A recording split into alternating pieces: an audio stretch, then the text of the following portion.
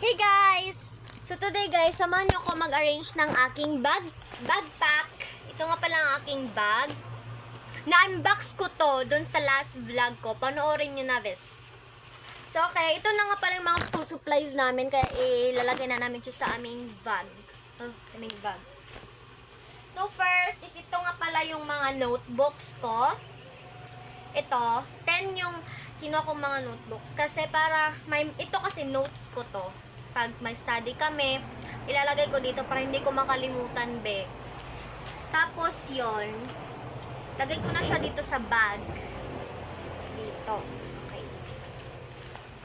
Diyan. Ganyan na lang siya, paano. Ay, pa. Yan. Kasi malapit ng pasukan talaga. Grabe. Parang kunting tulog na lang, kunting sikit. Pasok na ulit.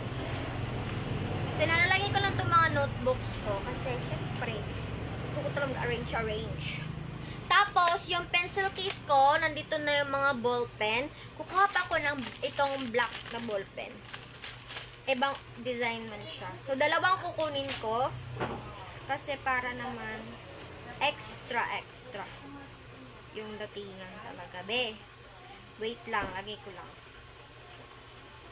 So, okay. Ito nga pala aking pencil case. Pencil case. Super OA naman. So, meron ako ano dito.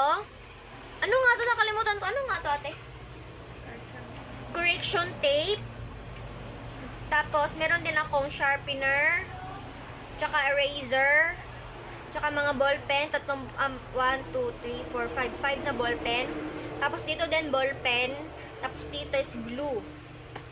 Tapos, kukuha din ako ng itong pencil. Banitong pencil. Kukuha lang ako ng dalawang pencil din. Yung dadalhin ko. Kasi, syempre, ito ko siya lalagay dito sa lower part. Ito, dito ko siya lalagay. Tapos, yun yung ilalagay ko dito. Yun yung ilalagay ko dito. Sa aking pencil case. Oh my God, nano siya, binahulog. Huwag kang mag-ano dyan, huwag kang ano. Close lang muna natin ang ating pencil case. So, yan na. So, dito nga pala, dito sa, sa taas, isalagay ko dito yung mga makeup ko. Chares, parang naman. So, yan. Tapos, wait lang. Yung color ko din, ilalagay ko din dito. Ha? Wait. Itong mga colors ko, 24 pieces na siya. And ilalagay ko siya dito. Dito. Tapos, is itong compass. Kasi meron siya set na siya. May mga ruler, like parang mga iba-iba. May sharpener din. Complete na siya. So, ilalagay ko siya dito. So, yes. Yun lang yung school supplies ko today. And ito, isalagyan ko pa ito. Mamalin mo ito pa tayo.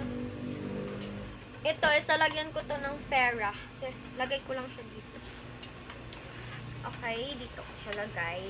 So, yes, yan lang yung laman muna. Kasi pag papasok sa school, may mga libro na ulit na.